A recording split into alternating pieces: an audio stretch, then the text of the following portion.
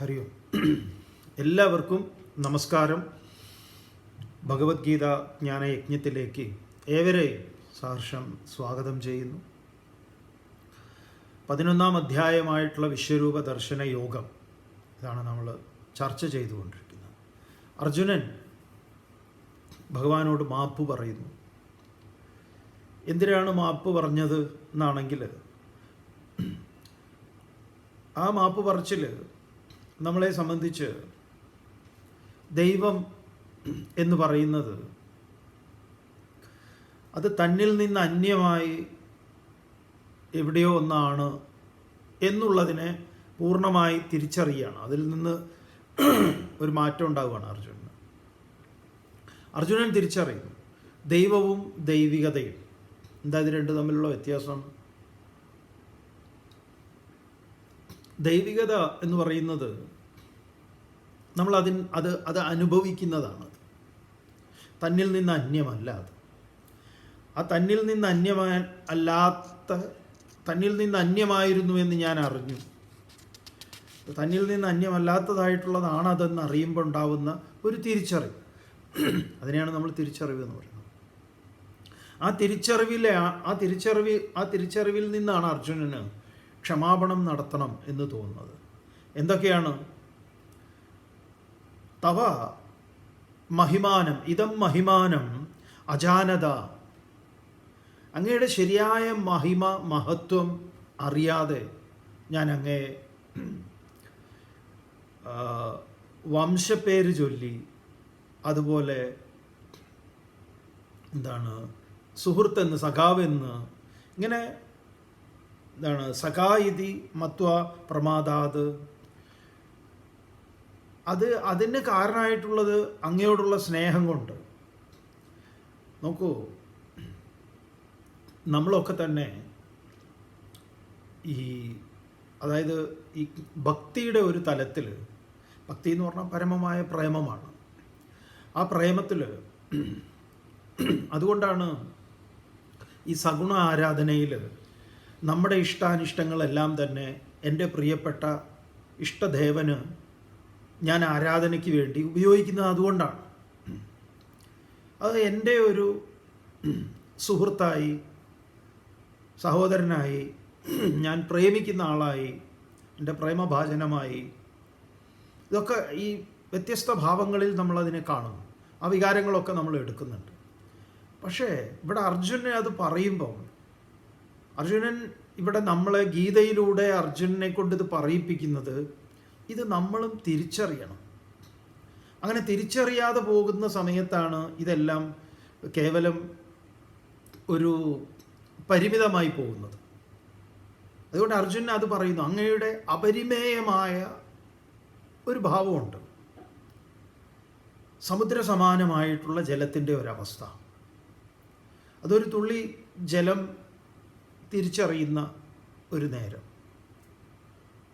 അപ്പോൾ അവിടെയാണ് ഈ ക്ഷമാപണം എന്ന് പറയുന്നത്. അതിനെയാണ് ഈ ആത്മസമർപ്പണം എന്ന് പറയുന്നത്. ഭക്തിയുടെ നവധാ ഭക്തി പറയുമ്പോൾ ശ്രവണം, കീർത്തനം, സ്മരണം, പാദസേവനം, അർച്ചനം, വന്ദനം, ദാസ്യം, സഖ്യം, ആത്മനിവേദനം. ഈ ആത്മനിവേദനമാണ് അർജുനൻ ഇവിടെ ചെയ്യുന്നത്. അതുകൊണ്ട് ഹേ കൃഷ്ണ, ഹേ യാദവ, ഹേ സഖേതി ഇത്യാദി വചനങ്ങളൊക്കെ ഞാൻ എപ്പോഴൊക്കെ കിടക്കുന്ന സമയത്ത്, നമ്മൾ ഒരുമിച്ച് ഉറങ്ങിയിട്ടുണ്ട്, നമ്മൾ ഒരുമിച്ച് ഇരുന്നിട്ടുണ്ട്, നമ്മൾ ഒരുമിച്ച് കളിച്ചിട്ടുണ്ട്. ഈ സമയങ്ങളിലൊക്കെ തന്നെ ആ സമയത്തൊന്നും ഞാൻ അതിൻ്റെ ആ തലത്തെ ഉൾക്കൊണ്ടിരുന്നില്ല. അതുകൊണ്ട് എന്നോട് അങ്ങ് അഹം ക്ഷാമയെ, ഞാൻ ക്ഷമിക്കാനായിക്കൊണ്ട് പ്രാർത്ഥിക്കുന്നു. അങ്ങ് ഈ പ്രപഞ്ചത്തിൻ്റെ മുഴുവൻ പരമകാരണമായിട്ടുള്ള ആളാണ്. ഇതൊക്കെയാണ്. എന്നിട്ട് ആ ക്ഷമാപണത്തിന് അർജുനൻ 44-ാമത്തെ ശ്ലോകത്തിൽ കുറച്ചുകൂടെ ഒരു ക്ലാരിറ്റി വരുത്തുന്നു. ഇവിടെയാണ് നമ്മൾ ഒരു പ്രേമലേഖനം പോലെ എന്ന് പറഞ്ഞാൽ ആ വാക്കുകൾ അത് ഇതിൽ ഉപയോഗിക്കുന്നുണ്ട് അർജുനൻ. അപ്പം ഇവിടെ നമ്മൾ ഈ പൊറുക്കുക, മാപ്പ് സ്വീകരിക്കുക, അല്ലെങ്കിൽ മാപ്പ് പറയാൻ ഒരു സന്നദ്ധതയുണ്ടാകുക എന്നതൊക്കെ വളരെ വളരെ പ്രധാനപ്പെട്ടതാണ്. മാപ്പ് ഉണ്ടാകുന്നത് ക്ഷമാപണം ഉണ്ടാകുന്നത് തിരിച്ചറിവിൽ നിന്നാണ്. അത് ഏത് കാര്യത്തിൽ, ഈ പ്രപഞ്ചത്തിൻ്റെ പരമമായ കാരണത്തെ, ഈശ്വരനെ തിരിച്ചറിയുമ്പോൾ നമ്മൾ മാപ്പ് പറയുന്നു. ഇങ്ങനെയൊരു മാപ്പ് പറച്ചിലാണ് ശങ്കരാചാര്യർ ക്ഷമാപണം എന്ന് പറഞ്ഞ് ക്ഷമാപണത്തിൻ്റെ സമാപനത്തിൽ വരുന്നത്. എന്താ അവിടുത്തെ ക്ഷമാപണം? ഇത് നമ്മളും ഈ ക്ഷമാപണം നടത്തണം, ഈ മാപ്പ് നമ്മൾ പറയണം. അവിടെ എന്താ പറയണത്? രൂപം രൂപവിവർജിതസ്യ ഭവതോ ധ്യാനേന യത് കൽപ്പിതം സ്തുത്യ അനിർവചനീയതാകില ഗുരു ദൂരീകൃതായന്മയ വ്യാപ്തിത്വം ച നിരാകൃതം ഭഗവതോ യത് തീർത്ഥയാത്രാദിന ക്ഷന്തവ്യം ജഗദീശ തദ്വികലതാം ദോഷത്രയം മത്കൃതം. ഞാൻ ചെയ്ത 3 തെറ്റുകൾക്ക് എനിക്ക് മാപ്പ് തരണം.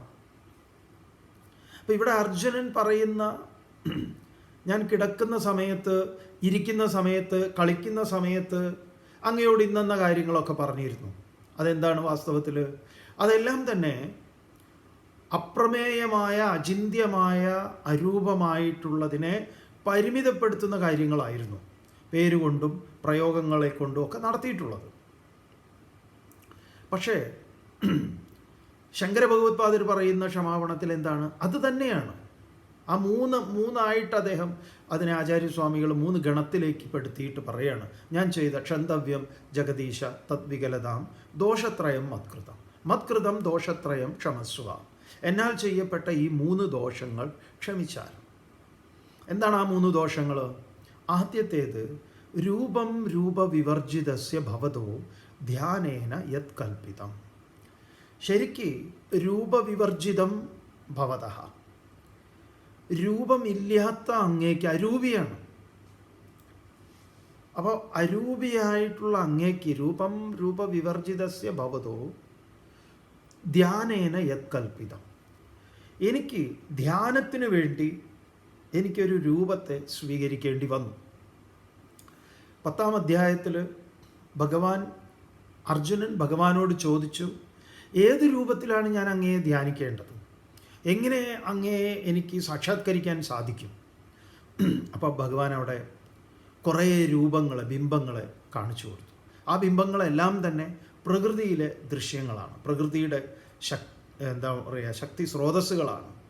സൂര്യൻ, ചന്ദ്രൻ, അഗ്നി തുടങ്ങിയിട്ടുള്ളതിലൊക്കെ, പിന്നെ അനേകങ്ങളായിട്ടുള്ളത് ആ വിഭൂതിയിൽ പറഞ്ഞിട്ടുള്ള അടയാളങ്ങളൊക്കെ, ബിംബങ്ങളെല്ലാം തന്നെ ഞാനാകുന്നു. അതെല്ലാം തന്നെ എൻ്റെ അല്പമാത്രമായിട്ടുള്ളതാണ്, അതും പറഞ്ഞു. അപ്പോൾ ആ സത്യത്തെ സാക്ഷാത്കരിക്കുന്നതിനായി, ധ്യാനിക്കുന്നതിനായി എൻ്റെ മനസ്സിന് എന്തെങ്കിലും ഒരു അവലംബം വേണം. ഇപ്പം നമ്മളൊരു വഴി ചോദിക്കുന്ന സമയത്ത് നേരെ അങ്ങോട്ട് പോയിക്കോളൂ എന്ന് പറഞ്ഞു കഴിഞ്ഞാൽ നമ്മൾ അങ്ങനെ അങ്ങോട്ട് നേരെ പോയാൽ എങ്ങനെയാണ്? എത്ര ദൂരം പോകണം എന്ന് ചോദിക്കും. ഒരു 5 കിലോമീറ്റർ പോകണം. 5 കിലോമീറ്റർ പോയിട്ട് 5 കിലോമീറ്റർ പോയി കഴിഞ്ഞാൽ അവിടെ ഒരു ജംഗ്ഷൻ ഉണ്ട്. ആ ജംഗ്ഷനിൽ വരുന്നത് എന്ന് പറഞ്ഞാൽ 6 റോഡുകൾ കാണാം. ഇടത്തോട്ടും വലത്തോട്ടും നേരെയും, പിന്നെ ചെരിഞ്ഞ 2 റോഡുകളുണ്ട് ചേർന്ന് പാരലായിട്ട് ഒരു വി ഷേപ്പിൽ. അതിൽ ലെഫ്റ്റ് ചേർന്ന് നിങ്ങൾ റൈറ്റിലേക്ക് എടുക്കണം, കുറച്ച് മുന്നോട്ട് പോയി റൈറ്റിലേക്ക് എടുക്കണം. അപ്പോൾ അതൊക്കെ എന്താണ്? നമ്മൾ ആ ലക്ഷ്യത്തെ സാക്ഷാത്കരിക്കുന്നതിനായി നമ്മൾ സ്വീകരിക്കുന്ന ആ വഴിയിൽ, അപ്പോൾ നമ്മൾ നമ്മുടെ ബുദ്ധിക്കകത്ത്, തലയ്ക്കകത്തേക്ക് അത് ഒന്ന് വിഷ്വൽ ചെയ്യും, നമ്മുടേതായിട്ടുള്ള രീതിയിൽ ഒന്ന് വിഷ്വൽ ചെയ്യും. പറയാം 5 കിലോമീറ്റർ പോയി കഴിഞ്ഞാൽ ഒരു ജംഗ്ഷൻ ഉണ്ട്, ഒരു സർക്കിൾ ഉണ്ട്, അവിടുത്തെ എങ്ങനെയാണെന്ന് പറയുമ്പോൾ നമ്മുടെ മനസ്സിൽ നമ്മൾ രൂപകൽപ്പന ചെയ്യും. പക്ഷെ അവിടെ എത്തിക്കഴിഞ്ഞാൽ അങ്ങനെയല്ല അത്. അപ്പോൾ എന്തെങ്കിലും ഒരു ആലംബനം വേണം. എന്നാൽ അങ്ങ് എന്താണെന്ന് ചോദിച്ചു കഴിഞ്ഞാൽ അരൂപനാണ്. അപ്പോൾ നമ്മുടെ ഈ വ്യാവഹാരിക ജീവിതത്തിൽ നമുക്ക് എല്ലാറ്റിനും ഈ ആലംബനങ്ങളെ ആശ്രയിച്ചുകൊണ്ടാണ് നമ്മൾ മുന്നോട്ട് പോകുന്നത്. നമ്മുടെ അറിവ് ശേഖരിക്കുന്നതെല്ലാം അങ്ങനെയാണ്. എല്ലാം ഇപ്പോൾ നമ്മൾ പഠിക്കുന്ന ഭൗതിക ശാസ്ത്രങ്ങൾ, സയൻസ് ആണെങ്കിലും അതിൻ്റെ ഇക്വേഷൻസും എല്ലാം തന്നെ വിഗ്രഹങ്ങളിലൂടെയാണ്, ആലംബനങ്ങളുണ്ട് അതിന്. അങ്ങനെയാണ്. പലപ്പോഴും എക്സ് ആലംബനമാണ്, എക്സും വൈയും, അങ്ങനെ നമ്മൾ പലതും ഉപയോഗിക്കുന്നുണ്ട്. എന്തായാലും ഒക്കെ നമുക്കറിയാം. ഇവിടെ അങ്ങനെ തന്നെയാണ് പഠിക്കേണ്ടത്. അപ്പോൾ ആദ്യം ഭഗവത്പാദർ പറയുന്നത് അങ്ങ് വാസ്തവത്തിൽ രൂപമില്ലാത്തതാണ്. പക്ഷേ ആ അങ്ങേക്കൊരു രൂപം ഉണ്ടാക്കി ഞാൻ ധ്യാനിച്ചു. എൻ്റെ ധ്യാനത്തിന് ഞാനൊരു രൂപത്തെ സ്വീകരിച്ചു. അതിന് മാപ്പാക്കണം. രൂപം വിവർജിതസ്യ ഭവതോ ധ്യാനേന യത് കൽപ്പിതം. അപ്പം എന്നാൽ കൽപ്പിക്കപ്പെട്ട, അനേന കൽപ്യതയെ, ഇതുകൊണ്ട് കൽപ്പന ചെയ്യപ്പെടുന്നു. അപ്പം എന്നാൽ കൽപ്പിക്കപ്പെട്ടു, അതല്ല എന്നാലും ഞാൻ ഇങ്ങനെ കൽപ്പന ചെയ്ത് ധ്യാനിച്ചു. അതാണ് ഞാൻ ചെയ്ത ആദ്യത്തെ തെറ്റ്. അത് ക്ഷമിക്കണം. അതെന്താണ്? അത് അറിവാണ്. ഇതാ നമുക്ക് പറയുന്നത്. അതുകൊണ്ട് അത് ക്ഷമിക്കണം എന്ന് പറഞ്ഞാൽ അത് ഇനിമേൽ ചെയ്യരുത് എന്നുള്ളതല്ല. അങ്ങനെയാണ് നമ്മൾ മനസ്സിലാക്കുന്നത്. ഇത് അങ്ങനെയുള്ള തെറ്റുകളല്ല. ഇത് ഒഴിവാക്കാൻ പറ്റാത്തതാണ്. അത് നമ്മൾ സ്വീകരിക്കുന്നു. നമ്മളൊരു 10 സ്റ്റെപ്പ് മുകളിലേക്ക് കയറി 20 സ്റ്റെപ്പ് മൊത്തം കയറാനുണ്ടെങ്കിൽ കയറിയ 10 സ്റ്റെപ്പ് വിദ്യാമാർഗമാണ്. പിറകിലേക്കുള്ള 10 സ്റ്റെപ്പോ അവിദ്യയുടെ മാർഗ്ഗമാണ്. കഴിഞ്ഞു. അത് താഴെ നിന്ന് നോക്കുന്ന 20 സ്റ്റെപ്പാണെങ്കിലോ 20ഉം വിദ്യയാണ്. അതുപോലെയാണ്. അപ്പം ആദ്യത്തേത് അതാണ്. രൂപം വിവർജിതസ്യ ഭവതോ ധ്യാനേന യത് കൽപ്പിതം. രണ്ടാമത്തത് എന്താണ്? സ്തുത്യ അനിർവചനീയതാകില ഗുരു ദൂരീകൃത എന്മയ. വാക്കുകൾക്ക് കൃത്യമായി വചിക്കാൻ പറ്റുന്ന വാക്കുകളെ കൊണ്ട്, അതാണ് അചിന്യം, അപ്രമേയം, അവാച്യം എന്നൊക്കെ പറയുന്നത്. അതിനെ ഞാൻ എന്തു ചെയ്തു എന്ന് പറഞ്ഞു കഴിഞ്ഞാൽ സ്തോത്രങ്ങളും അതുപോലുള്ള കീർത്തനങ്ങളും വാക്കുകളെ കൊണ്ട് അങ്ങയെ സ്തുതിച്ചു. അങ്ങ് അനിർവചനീയനാണ്. എല്ലാ ഗ്രന്ഥങ്ങളും, വേദങ്ങളൊക്കെ അതുകൊണ്ട് വേദത്തിൽ തന്നെ പരാമർശമുണ്ട്. അവിദ്യയാണ് ഇതെല്ലാം. എങ്ങനെയാണോ നമ്മൾ ഒരു വിളക്ക് കത്തിക്കുന്നതിന് എണ്ണ ഉപയോഗിക്കുന്നത്, എണ്ണയ്ക്ക് വേണ്ടിയാണോ എണ്ണ നിലകൊള്ളുന്നത്? അല്ല, പ്രകാശത്തിന് വേണ്ടിയാണ്. എണ്ണയെ നമ്മൾ ഉപയോഗിക്കുന്നത് എന്തിനാണ്? പ്രകാശത്തിനാണ്. എണ്ണയ്ക്ക് വേണ്ടിയല്ല എണ്ണ വിളക്കിൽ ഒഴിച്ചു വയ്ക്കുന്നത്. എന്തിനു വേണ്ടിയാണ്? പ്രകാശത്തിന് വേണ്ടിയാണ്. അപ്പം എണ്ണയിലൂടെയാണ് നമുക്ക് ആ തിരി കത്തി അത് കിട്ടുന്നത്. ഇതുപോലെ അപ്പം ഇത് ഈ പോൾ വാൾട്ട് ജമ്പ് പോലെയാണ്. പോളാണ് നമ്മളെ അവിടെ എത്തിക്കുന്നത്. പക്ഷെ അവിടെ ഇവനാണ് എന്നെ ഈ ലക്ഷ്യത്തിൽ എത്തിച്ചത്, അതുകൊണ്ട് ഇവിടെ നിന്ന് ഇവനെ വെടിയുന്നത് ഒരു മര്യാദയല്ല എന്ന് പറഞ്ഞാലോ നമ്മൾ പരാജയപ്പെടും. അതിനിപ്പുറത്തേക്ക് ഇടുന്നു, നമ്മൾ അപ്പുറത്തേക്ക് പോകുന്നു. അപ്പം ഈ വാക്കുകൾക്കെല്ലാം ഇങ്ങനെ ഒരു പരിമിതിയുണ്ട്. ആ പരിമിതിയെ പറയുന്നു. സ്തുത്യ അനിർവചനീയതാകില ഗുരു ദൂരീകൃത എന്മയ. അതും എന്നാൽ ചെയ്യപ്പെട്ടതാണ്. മൂന്നാമത്തതോ വ്യാപ്തിത്വം ച നിരാകൃതം ഭഗവതോ യത് തീർത്ഥയാത്രാദിന. അങ്ങയുടെ വ്യാപ്തി എന്ന് പറഞ്ഞു കഴിഞ്ഞാൽ അളവില്ലാത്തതാണ്. ആ അളവില്ലാത്ത അപരിമേയനായിട്ടുള്ള അങ്ങേക്ക് ഞാൻ ബൗണ്ടറി നിശ്ചയിച്ചു. എന്നൊരു കൈലാസം, അതുപോലെ ഓരോ ധാമങ്ങൾ, ഇതൊക്കെ പറഞ്ഞിട്ട് പരിമിതമാക്കി. ഈ പറഞ്ഞ തീർത്ഥാടന കേന്ദ്രങ്ങളൊക്കെ ഞാൻ യാത്ര നടത്തിയിട്ട് പറഞ്ഞു ഇന്നെന്ന സങ്കേതങ്ങളിലൊക്കെ ഞാൻ പോയിട്ടുണ്ട് എന്ന്. അതിനർത്ഥം അവിടെ ഒന്നും പോവരുതെന്നോ പോയിട്ട് കാര്യമില്ല എന്നാണോ? അല്ല, അവിടുന്ന് വീണ്ടും പോവേണ്ടതുണ്ട്. അപ്പം അത് നമ്മളെ സഹായിക്കും. നമ്മളെപ്പോഴും നമ്മുടെ കൂടെ യാത്ര വരുന്നവരും വന്നിട്ടുള്ളവർക്കും അറിയാം എന്താണ് അവർക്ക് കൊടുക്കുന്ന നിർദ്ദേശങ്ങൾ. അപ്പോൾ വ്യാപ്തിത്വം ച നിരാകൃതം ഭഗവതോ യത് തീർത്ഥയാത്രാദിന ക്ഷന്തവ്യം ജഗദീശ. ഹേ പരമേശ്വര, ഈ പ്രപഞ്ചത്തിൻ്റെ മുഴുവൻ പരമകാരണമായിട്ടുള്ള ഈശ്വര, ക്ഷന്തവ്യം ജഗദീശ തദ്വികലതാം ദോഷത്രയം മത്കൃതാം. ഈ വൈകല്യമാർന്ന ഈ 3 ദോഷങ്ങൾ ക്ഷമിച്ചാൽ അതെന്താണ്? അറിവാണ്. നമ്മളെപ്പോഴും പറയുന്ന ദേശീയ പതാകയല്ല, അതൊരു തുണിയാണ്. അതല്ല ദേശം. നമുക്കാർക്കാ അറിഞ്ഞുകൂടാത്തത്. പക്ഷെ അതിൽ നാം കൽപ്പിക്കുന്നു, അത്രയേ ഉള്ളൂ. അതിനെ നമ്മൾ സല്യൂട്ട് ചെയ്യുന്നത് ഒരു തുണിയാണോ സല്യൂട്ട് ചെയ്യുന്നത്? അല്ല, ആശയ ആദർശങ്ങളെയാണ്. ഇപ്പോൾ കമ്മ്യൂണിസ്റ്റുകാർ അവർ മരണപ്പെട്ടു കഴിഞ്ഞാൽ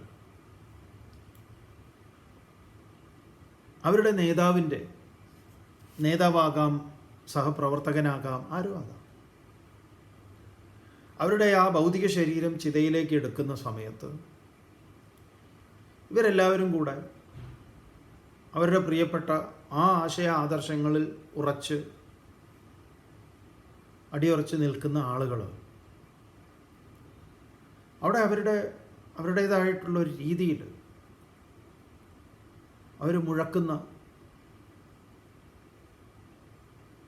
ചില മന്ത്രങ്ങൾ എന്ന് വേണമെങ്കിൽ പറയാം. മന്ത്രം എന്ന് പറഞ്ഞാൽ നമ്മൾ ഈ സ്വാഹ ഇത്യാദി അല്ല, അവർ വെളിവാക്കുന്നുണ്ട്. നമ്മൾ കേട്ടിട്ടുണ്ടാവും. ഇല്ല ഇല്ല മരിക്കുന്നില്ല, ജീവിക്കുന്നു ഞങ്ങളിലൂടെ. എന്താ അവിടെ പറയുന്നത്? ഇല്ല ഇല്ല മരിക്കുന്നില്ല, നിങ്ങൾ മരിക്കുന്നില്ല, നിങ്ങളില്ലാതെ ആയിട്ടില്ല, ജീവിക്കുന്നു ഞങ്ങളിലൂടെ. അപ്പോൾ ഈ മരണപ്പെട്ട ആൾ എന്നേക്കുമായി ഇല്ലാതെയായി എന്നോ ഇയാളെ കേവലം ഒരു ശരീരമായി ഞങ്ങൾ പരിഗണിക്കുന്നില്ല, മറിച്ച് ഏതൊരു ആശയ ആദർശത്തിൽ അടിയുറച്ച് വിശ്വസിക്കുകയും അതിനെ പ്രചരിപ്പിക്കുകയും അതിന് നിലകൊള്ളുകയും ഒക്കെ ചെയ്തിട്ടുണ്ട് എങ്കിൽ ആ ആശയ ആദർശങ്ങൾ ഞങ്ങളിലൂടെ നിലനിൽക്കും. അപ്പോഴും അവിടെ എന്താണ്? നിങ്ങളൊരു വ്യക്തിയല്ല, നിങ്ങളൊരു പ്രസ്ഥാനത്തിൻ്റെ ഭാഗമാണ്. ഇല്ല ഇല്ല മരിക്കുന്നില്ല, നിങ്ങൾ എന്ത് പൊട്ടത്തരാ പറയണത്? അദ്ദേഹം മരിച്ചു എന്ന് ഡോക്ടർ സർട്ടിഫൈ ചെയ്തല്ലോ, പിന്നെന്താ ഇങ്ങനെ നിങ്ങൾ ഉച്ചത്തിൽ ബഹളം ഉണ്ടാക്കുന്നത് എന്നാരെങ്കിലും ചോദിച്ചാൽ? ആരും ചോദിക്കില്ല, അത് വേറെ കാര്യം. എല്ലാവർക്കും അറിയാം അതിൻ്റെ പൊരുൾ എന്താണ്. ഈ പലയിടത്തും നമ്മുടെ വ്യാവഹാരിക ജീവിതത്തിൽ പല സന്ദർഭങ്ങളിൽ പലത് നമ്മൾ കാണുമ്പോഴും ഒക്കെ നമുക്കിതൊക്കെ നന്നായിട്ട് അറിയാമെങ്കിലും ചില സന്ദർഭങ്ങളിൽ നമ്മൾ വെറും മണ്ടന്മാരെ പോലെ എന്താ പറയുക, ചില സംശയങ്ങളും അതും ഇതൊക്കെ ചോദിക്കാറുമുണ്ട്. അതാണ് ചിലർ പരിഹസിക്കുന്നുണ്ട്. അപ്പം എന്തുകൊണ്ടാണ് ഈ പരിഹസിക്കുന്നത്? അത് വേണ്ടത്ര ഉൾക്കാഴ്ചയില്ലാത്തത് കൊണ്ടാണ്. ഇത് എല്ലാവരെ കുറിച്ചും പറയും. കവികൾ മരിക്കുന്നില്ല, ശരിയാണ്. അപ്പം കവി മരിക്കുന്നില്ല എന്ന് പറയുന്നത് എവിടെയാണ്? കവിയെ ശരീരമായിട്ടല്ല നമ്മൾ പരിഗണിക്കുന്നത്. ആ സമയത്താണ് കവി മരിക്കാത്തത്. കലാകാരന്മാർ മരിക്കുന്നില്ല. അപ്പോൾ ഒരു കലാകാരനെ നമ്മൾ ഐഡൻറ്റിഫൈ ചെയ്യുന്നത് എങ്ങനെയാണ്? അയാളെ കേവലം ശരീരമായിട്ടല്ല, മറിച്ച് അദ്ദേഹത്തിലൂടെ പുറത്തു വന്നിട്ടുള്ള സൃഷ്ടികൾ, ആ സൃഷ്ടികൾ മനുഷ്യനുള്ളിടത്തോളം കാലം ഉണ്ടാവും. എത്ര ആളുകൾ ഇപ്പോഴും നമ്മൾ വല്ലാതെ അവരുടെ ഭൗതിക ശരീരത്തെ മിസ് ചെയ്യുന്നുണ്ട് അല്ലേ? പേഴ്സണലായിട്ട് നമ്മളൊക്കെ ഒരുപാട് പേരെ മിസ് ചെയ്യുന്നുണ്ട്. നിങ്ങൾ ഓരോരുത്തരും, നമ്മളും അത് പലപ്പോഴും പലരോടും പറയാറുമുണ്ട്. ഗുരുതുല്യരായിട്ടുള്ള നമുക്കെപ്പോഴും പോയി കാണാനും സംസാരിക്കാനും ഒക്കെ പറ്റുന്ന ആളുകളെ സ്വാഭാവികമായിട്ടും നമ്മൾ അവരുടെ വിടവ് വല്ലാത്ത ഒന്നാണ്.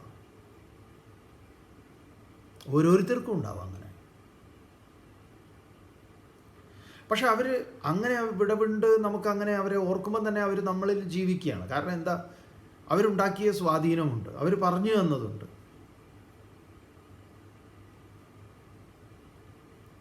അപ്പം ഇവിടെ ഇതെല്ലാം നന്നായി ഉൾക്കൊണ്ട് അതിൻ്റെ തത്വചിന്തയെ നന്നായി ബോധിച്ചിട്ട് ഇത് കേൾക്കണം, ഇത് മനസ്സിലാക്കണം.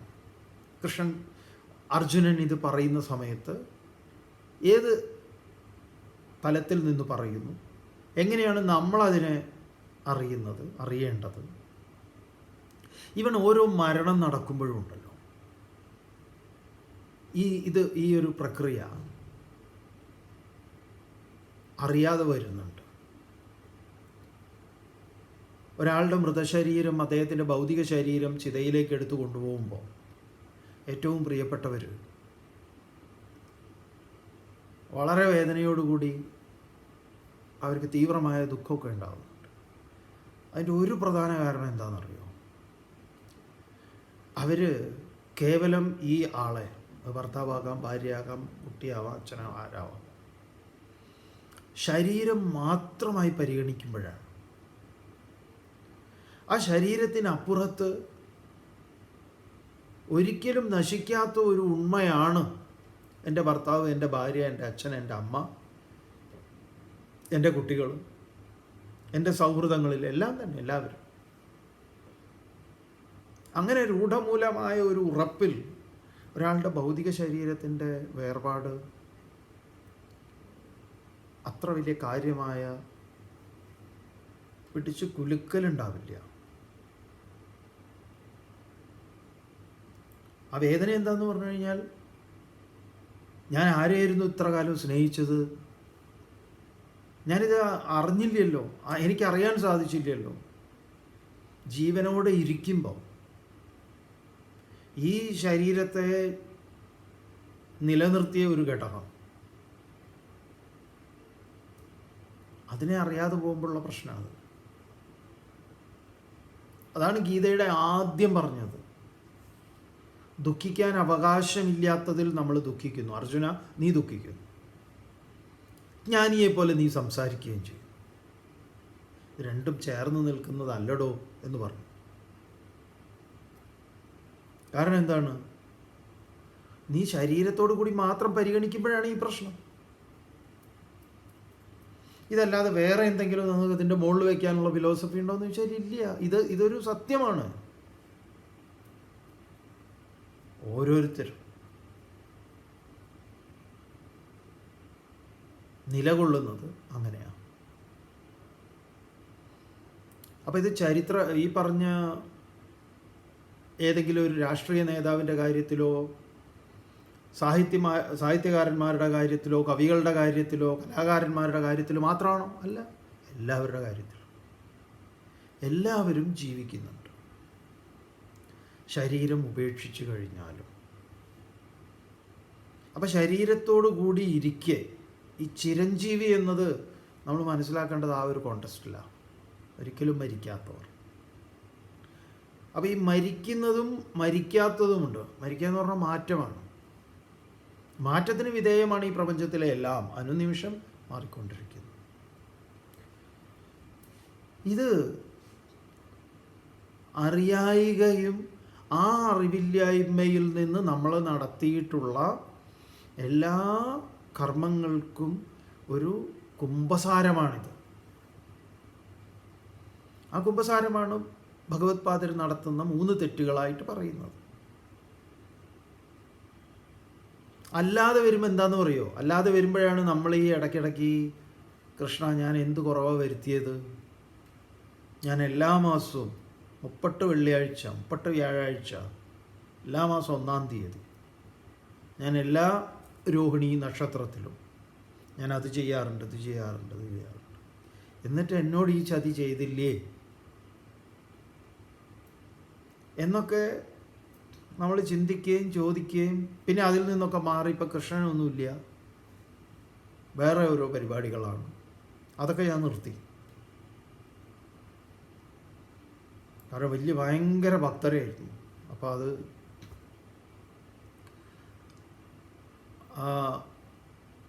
ഇപ്പം ആ വഴിയൊന്നുമില്ല.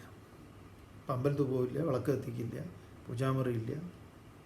കൃഷ്ണൻ ഗീത എന്നൊക്കെ കേൾക്കുമ്പോഴേ തലയ്ക്ക് ഭ്രാന്ത് എടുക്കും. എന്താ ഇതൊക്കെ എന്തൊക്കെയോ കിട്ടും, കൃഷ്ണൻ ഇതൊക്കെ ചെയ്തു തരും എന്ന് കരുതിയിട്ട് മൂപ്പര് എന്തൊക്കെയോ ചെയ്തിരുന്നു. അതേ അബദ്ധം. അപ്പോൾ ഈ ക്ഷമാപണമൊക്കെ നന്നായി ആദ്യമേ പഠിച്ചു കഴിഞ്ഞാലോ വലിയ ഗുണമാണ്. ഈ അർജുനൻ പറയുന്ന മാപ്പ് എന്ന് പറയുന്നത് നമ്മൾ പറയേണ്ടതാണ്. ഓരോരുത്തരും എപ്പോഴത് നമുക്ക് പറയാൻ പറ്റുക? തിരിച്ചറിവിൽ. ഏത് തിരിച്ചറിവാണ് അവിടെ വേണ്ടത്? അർജുനൻ നടത്തുകയാണ്. അതുകൊണ്ട് 44-ാമത്തെ ശ്ലോകം അത് ചൊല്ലി വയ്ക്കുക നമ്മൾ ചെയ്തത് ഇന്നലെ. നമുക്ക് നോക്കാം. തസ്മാത് പ്രണമ്യ പ്രണിധായ കായം പ്രസാദയേ ത്വാം അഹമീശമീഢ്യം പിതേവ പുത്രസ്യ സഖേവ സഖ്യുഃ പ്രിയപ്രിയായാർഹസി ദേവ സോഢും. തസ്മാത് അതുകൊണ്ട്, അഹം ഞാൻ, ഈശം ഈഢ്യം ത്വാം ഇതിൻ്റെ മുഴുവൻ നാഥനായിട്ടുള്ള ഈശനായിട്ടുള്ള ഈഢ്യം സ്തുത്യർഹനായ, ഭജനീയം, വരേണ്യം എന്നൊക്കെയാണ്, യോഗ്യമായിട്ടുള്ള അങ്ങയെ ത്വാം ഞാൻ, അഹം കായം പ്രണിധായ എൻ്റെ ശരീരത്തെ ഇതാ ഈ ഭൂമിയിലേക്ക് സമർപ്പിച്ച് അങ്ങേക്ക് എന്താണ് പ്രണമ്യ നമസ്കാരാദികളെ ചെയ്യും. വളരെ പ്രധാനപ്പെട്ട ഒന്നാണ് ദണ്ഡ നമസ്കാരം. എന്താണ് ആ ദണ്ഡ നമസ്കാരത്തിൻ്റെ ഈ ദണ്ഡ നമസ്കാരം അതിനുള്ളതാണ്. സർവ അംഗങ്ങളെയും ഭൂമിയിൽ സമർപ്പിച്ചുകൊണ്ടുള്ള നമസ്കാരം. ഇതിൻ്റെ സിംബോളിസം ഇതാണ്. ക്ഷമാപണം നടത്തുക. എന്തിനായിട്ടാ? ഇതാ ഞാൻ തെറ്റിദ്ധരിച്ചു. നമുക്ക് അത് ഏത് പ്രപഞ്ചത്തിലെ ഏത് ഘടകത്തെയും ദേശകാല പരിമിതിക്കുള്ളിൽ കൽപ്പിച്ച് കാണുന്നത് ഒരു തെറ്റിദ്ധാരണയാണ്. അതിൻ്റെ നിജസ്ഥിതി ബോധ്യപ്പെട്ടു കഴിഞ്ഞാൽ അത് ദേശം കൊണ്ടോ കാലം കൊണ്ടോ വസ്തുവിനെ കൊണ്ടോ പരിമിതമല്ല. ആ പരിമിതിയാണ് എൻ്റെ അറിവില്ലായ്മ, അവിവേകം. അവിവേകം എന്ന് പറഞ്ഞാൽ എന്താ? പലതുണ്ട് എന്നത്. വിവേകം എന്ന് പറഞ്ഞാൽ പലതില്ല.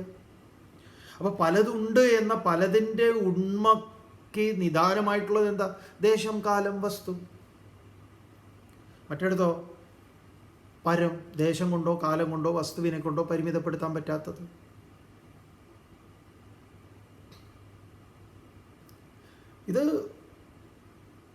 ഇതൊരു ഉറപ്പിക്കലാണ്. നിങ്ങൾ കാഴ്ചയിൽ എങ്ങനെയെന്നുള്ളത് ഇത് ഉറച്ചു കഴിഞ്ഞാൽ ശരിയായിക്കോളും. എപ്പോഴും പറയാറുള്ള സൂര്യോദയം, സൂര്യാസ്തമയം നമ്മുടെ തലമണ്ടയ്ക്കകത്തുണ്ടല്ലോ. ഭൂമി കറങ്ങുന്നു. ഭൂമി പരന്നതല്ല, വൃത്താകൃതിയാണ്, ഗോളാകൃതിയാണ്. നമ്മുടെ അനുഭവം എന്താ? നമ്മൾ എവിടെയെങ്കിലും തർക്കത്തിന് പോകുന്നുണ്ടോ? ഭൂമി പരന്നതാണെന്ന് പറഞ്ഞിട്ട് സയൻസ് അധ്യാപകനോട് സ്കൂളിൽ പഠിക്കുന്ന സമയത്ത് എനിക്കത് ബോധ്യപ്പെടാത്തിടത്തോളം കാലം ഞാനതിനെ അംഗീകരിക്കില്ല എന്ന് പറഞ്ഞ് ബഹളം ഉണ്ടാക്കാറുണ്ടോ?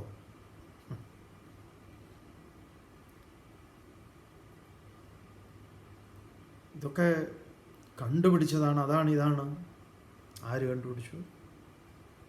സംഗതിയൊക്കെ ശരി തന്നെയാണ്. ഇവിടെ അങ്ങ് ഈ എൻ്റെ ശരീരത്തെ പൂർണ്ണമായി സമർപ്പിച്ചുകൊണ്ട് ഞാൻ നമസ്കരിക്കുന്നു. എന്തിനാണ്? ഇതിന്, ഈ അറിവിന്, ഈ അറിവിലേക്ക്, ഈ അറിവില്ലായ്മ എനിക്കുണ്ടായതുകൊണ്ടും ഇപ്പോൾ ഞാൻ ഈ അറിവില്ലായ്മയിൽ കുറച്ചു കാലം ജീവിച്ചിരുന്നു. അതിനൊക്കെയായിട്ട് പ്രായശ്ചിത്ത നമസ്കാരമാണ്. അങ്ങനെ പറയും, പ്രായശ്ചിത്ത നമസ്കാരം. എന്നിട്ടോ അതുകൊണ്ട് പ്രണമ്യ നമസ്കരിച്ച് പ്രസാദയെ, അങ്ങേക്ക് മുമ്പിൽ ഞാൻ എന്താ പ്രസാദയെ പ്രസാദിപ്പിക്കുന്നു. എന്നെക്കൊണ്ട് ചെയ്യാൻ പറ്റുന്ന കാര്യം അതാണ്. ഒരു നമസ്കാരം എന്ന് പറയുന്നത് തന്നെ ഇതിനാണ്. അങ്ങ് എന്താ വേണ്ടതെന്ന് പറഞ്ഞാൽ, ഹേ ദേവ, അല്ലയോ ഇതിനെ മുഴുവൻ ദ്യോതിപ്പിക്കുന്നവനായിട്ടുള്ള പ്രകാശസ്വരൂപനായിട്ടുള്ള ഭഗവാനെ, അങ്ങ് ഏതേത് രൂപത്തിൽ എന്നോട് ഇതിന് മാപ്പാക്കണം എന്ന് പറയാം. അത് അർജുനൻ്റെ ഒരു വളരെ ഈ പറഞ്ഞ പോലെ ഒരു പ്രേമലേഖനത്തിൻ്റെ പരിപാടിയാണ്. അപ്പോൾ നമ്മൾ പ്രേമിക്കുന്ന ആൾ ഇതേപോലെ നമ്മളോട് സൗന്ദര്യപ്പണക്കൊക്കെ ആയി നമ്മൾ ഫോൺ ചെയ്താൽ എടുക്കുന്നില്ല എന്നൊക്കെ ആവുമ്പം നമുക്ക് ഈ ഒരു ശ്ലോകമൊക്കെ ടെക്സ്റ്റ് ചെയ്ത് ഇതിൻ്റെ അർത്ഥമൊക്കെ പറഞ്ഞു കൊടുത്താൽ ചിലപ്പോൾ ശരിയാവും. എന്താണ് പറയുന്നത്? പുത്രസ്യ പിതാ ഇവ, പുത്രൻ ഒരപരാധം ചെയ്തു. പിതായിവ, പിതാവ് അച്ഛൻ എങ്ങനെയാണ് അതിനെ ക്ഷമിക്കുന്നത്, അതുപോലെ അങ്ങ് എന്നോട് ക്ഷമിക്കണം. പിതാവ് പുത്രൻ ചെയ്ത അപരാധം ക്ഷമിക്കൂല, ഞാൻ അങ്ങനെ ഭയങ്കരമാണ്, ഇല്ല, ന്യായമില്ല. പിതാവ് പുത്രനോട് ക്ഷമിക്കണം എന്നാണ്. നമ്മളതൊക്കെ അല്ലാത്ത സിനിമകളും അതും ഇതൊക്കെ കാണും. ഭയങ്കര കണിശക്കാരനായ പിതാവ് ചാക്കോ മാഷ്. അങ്ങനെയാവുമ്പോൾ മക്കൾ തോന്നികളാവും. അങ്ങനെ ഒരു ചാക്കോ മാഷയുടെ ആവണ്ട നിങ്ങൾ. പുത്രനോട് ക്ഷമിക്കണം. എങ്ങനെയാണോ അച്ഛൻ മകനോട് ക്ഷമിക്കുന്നത്? സഖ്യുഹു സഖായിവ, പ്രിയ സുഹൃത്തിനോട്. സൗഹൃദങ്ങളിൽ എന്തുണ്ട്? ക്ഷമാപണമുണ്ട്. വാ പോട്ടെ. ഒരു സൗഹൃദം സ്ഥാപിച്ചു കഴിഞ്ഞാൽ അങ്ങനെ ഭയങ്കര രസമാണ്. ഈ OTT പ്ലാറ്റ്ഫോമിൽ ഒരു സിനിമ കണ്ടു, പൊന്മാൻ എന്ന് പറഞ്ഞിട്ടുള്ള ഒരു ഭയങ്കര സിനിമയാണ്, നല്ല സിനിമയാണ്. അതിൽ ഈ കൊല്ലാൻ നടക്കുന്ന ഒരുത്തനാണ്. പക്ഷേ ഇവർ ഒരു വേളയിൽ ഒരുത്തന് യാതൊരു വിധത്തിലുള്ള വിദ്വേഷമോ കാര്യങ്ങളോ ഒന്നുമില്ല. ബേസിൽ വേറൊരു വിദ്വാനുണ്ട്. ഇവനാണെങ്കിൽ ഇവനെ കൊല്ലണം എന്നുണ്ടായിരുന്നു, അവസരം കിട്ടിയപ്പോൾ ചെയ്യാൻ പറ്റാത്തൊരു അവസ്ഥ ഉണ്ടാവുന്നുണ്ട്. ഏതായാലും ഇവർ തമ്മിൽ ഇവൻ പൊറുക്കുന്നുണ്ട്. അത് പറച്ചിലൂടെയൊന്നുമല്ല, അവർ തമ്മിലുള്ള ഒരു ഇക്വേഷൻ അങ്ങനെയാണ്. ഇവനെ എല്ലാം നഷ്ടപ്പെട്ടവനാണ് പറയുമ്പോൾ. കാരണം ഇവൻ ഇതിൽ പ്രത്യേക ഇവന് റോളില്ല എന്നല്ല, ഇവനെ കൊണ്ട് വലിയ കാര്യമൊന്നുമില്ല എന്നുള്ള അറിയുന്ന സമയത്ത് അപ്പോൾ അവനെ വാ നമുക്കൊരു ബീർ കഴിക്കാം എന്ന് പറയുന്നുണ്ട്. എന്ന് പറഞ്ഞാൽ അവർ തമ്മിൽ ആ ഒരു ഇവിടെയാണ് അത് പൊറുക്കുന്നത് എങ്ങനെയാണെന്ന് പറയും. ആത്മാർത്ഥമായിട്ട് ശരിയായ സൗഹൃദത്തിൽ അതുണ്ട്. ഇത് ഞാൻ പൊറുക്കുന്ന ഒരു പ്രശ്നമേ ഇല്ല എന്നല്ല. സഖാവ് സുഹൃത്ത് എന്ന് പറഞ്ഞു കഴിഞ്ഞാൽ തന്നെ അതാണ് ഹിതകാംക്ഷിയാണ്. അവിടെ അദ്ദേഹം ഹിതം മാത്രം കാക്ഷിക്കുന്നവനാണ്. അപ്പോൾ അതിനെ വേറൊരു വിധത്തിൽ എടുക്കില്ല. അപ്പം എങ്ങനെയാണോ സഖ്യു സഖായിവ, അവർ തമ്മിലുള്ള ബന്ധത്തിൽ എങ്ങനെയാണ് അത് ഉണ്ടാവുന്നത്? അല്ല രണ്ട് കമ്മ്യൂണിസ്റ്റുകാർ തമ്മിലുണ്ടാവുന്നത് എന്നല്ല, സുഹൃത്തുക്കൾ സഖ്യു എന്ന് പറഞ്ഞാൽ അങ്ങനെയാണ്. സ്നേഹിതൻ്റെ അപരാധത്തെ സ്നേഹിതൻ പൊറുക്കുന്നത് എങ്ങനെയാണ്? അതുപോലെ പ്രിയ കാമുകൻ കാമുകിയുടെ അപരാധത്തെ, കാമുകൻ്റെ അപരാധത്തെ, ഇത് തൊഴിലാക്കിയവൻ്റെ കാര്യമല്ല. ചില കാര്യങ്ങളൊക്കെ ഉണ്ട്.